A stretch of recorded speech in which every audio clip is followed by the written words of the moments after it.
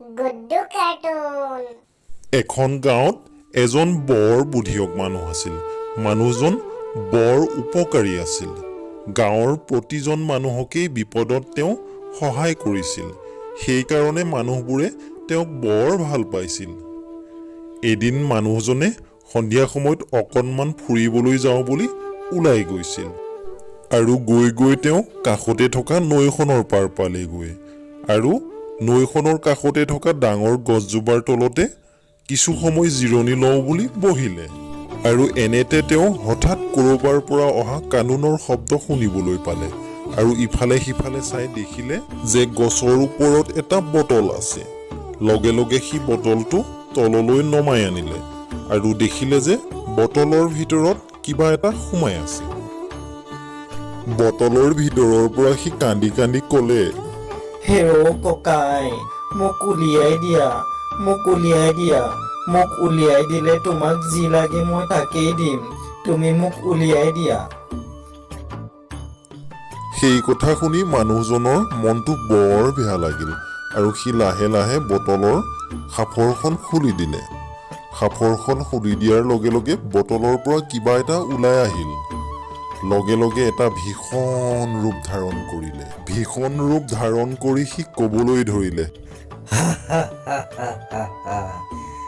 মই ইমান দিনে বটলৰ ভিতৰত থাকি ভোকত শুকাই গৈছিলো। আজি তোক মই সন্মুখতেই পাইছো। মোৰ বৰ ভোক লাগি আছে। আজি তোক খুদাই নেৰিছো। আজি তোক খাই মই মোৰ ভোক পলোৱাম।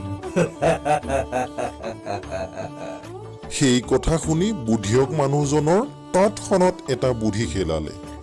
সি ভয় নাখাই খুব শান্ত আৰু ধীৰ কণ্ঠেৰে ক'লে, বাৰু তুমি মোক খাব বিচাৰিছা খাবা বাৰু, কিন্তু তুমি ইমান ডাঙৰ জীৱ এটা হৈ ইমান সৰু বটল এটাত ইমান দিন সোমাই আছিলা, সেই কথাটো মোৰ হ'লে বিশ্বাসেই হোৱা নাই।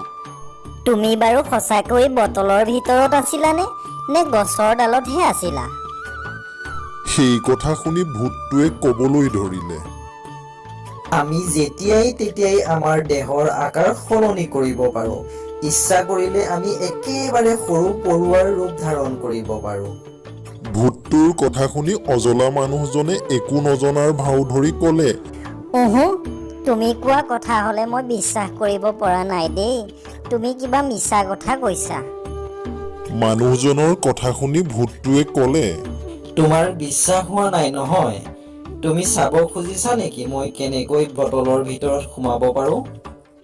ভূতটোৰ কথা শুনি বুদ্ধিয়ক মানুহজনে ক'লে, তুমি যদি সঁচাকৈ বটলৰ ভিতৰত সোমাব পাৰা তেন্তে তোমাৰ কথা সঁচা বুলি মই মানি ল'ম। মানুহজনৰ কথা শুনি ভূতটোৱে লগে লগে ক্ষুদ্ৰ আকৃতি ধৰি বটলটোৰ ভিতৰত সোমাই পৰিল। বুদ্ধিয়ক মানুহজনেও সেই সুযোগটোলৈকেহে বাট চাই আছিল।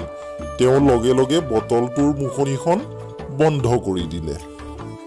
লগে লগে ভূতটোৱে বটলটোৰ ভিতৰৰ পৰা চিঞৰিবলৈ ধৰিলে, আৰে ককাই, তুমি দেখোন বটলটোৰ সাঁফৰখন পুনৰবাৰ বন্ধ কৰি দিলা।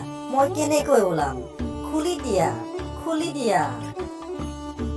তেতিয়া বুদ্ধিয়ক মানুহজনে ক'লে, মূৰ্খ, তই যিমান দিন মন যায় এই বটলৰ ভিতৰতেই থাক।